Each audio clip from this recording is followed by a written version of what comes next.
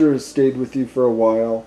He was in. Well, maybe describe his case. You said his reversals were horrific. Could you talk about Roger's case, because he stayed here in this with you as well? Yes, he came out because he lived in Texas, and he would run voice activated tape recorders at night and just had the most horrendous sounds on these recorders and voices, and he was looking for somebody to listen to them, and he came to Tucson to talk to Wendell Stevens, and Wendell just wasn't, he just wasn't ready for all that. But through the grapevine, he found out that I listened to tapes, and he came down here, and what I heard was just awful. It was just awful. And we spent the next couple of months doing everything we could to try to keep them away from him. And at the time, I just did not, I still didn't know just about the nature of this reality, but nothing we did really helped very much or for very long, which was another rug being pulled out from under me. You know, I mean, we did Reiki, we had a ceremony, we did holy water, he became born-again Christian, not here, but when he traveled, he became a born-again Christian, and seriously, I mean, truly, and a full immersion baptism.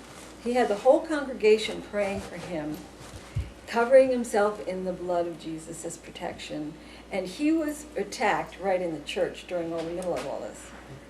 I mean, we did technologies, we did lead, we did garlic, we did vinyl, magnetics, magnet. What were they doing to him when he was here? What were they doing? What kind of attacks? Well, they would, other than the rapes, which, they're collecting, rape is one of the ways they feed, by the way.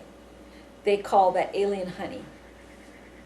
When they're in the process of raping somebody, they are ingesting your energy in that form. They would also cut into his head. They put implants into his nose, into his sinus cavity, into his ears. They would, that way they could monitor or give him the visions and the voices that they wanted him to hear, to keep him in this tied in with them state. They can manipulate his dreams, the dreamscape.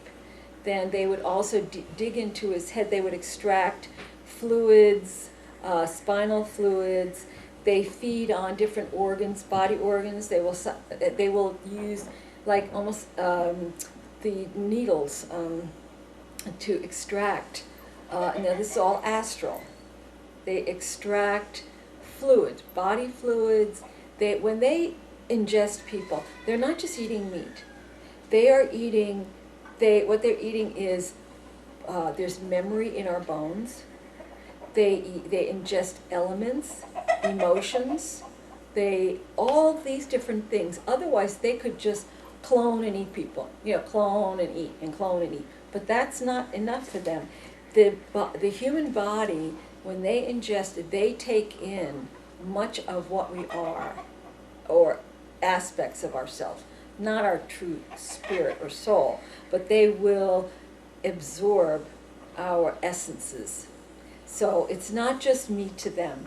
When they extract spinal fluids, which they do from a lot of people, if you have bumps or funny things going on behind your neck or in the back of your head, they sell that. It's synthesized and it is a drug. It's like their cocaine. They transport bodies, body parts, and astral humans to Mars and to Orion, and they traffic in these. It's a big, big commerce. We are their whole life. Orion, Mars, and which are their two main bases of operation. They come from Orion. Mars they own. They have huge detention centers and huge meat lockers. Most of the people who die are taken to Mars and they have hanging pens where they then kill them again astrally in these hanging pens. I think they probably are raping people while they're getting ready to be hanged, because that is tremendous fear, and they ingest that energy. They will torture little children in front of their parents so that they can get that energy. I mean, there's no depths that this race will not stoop to. They have no compassion,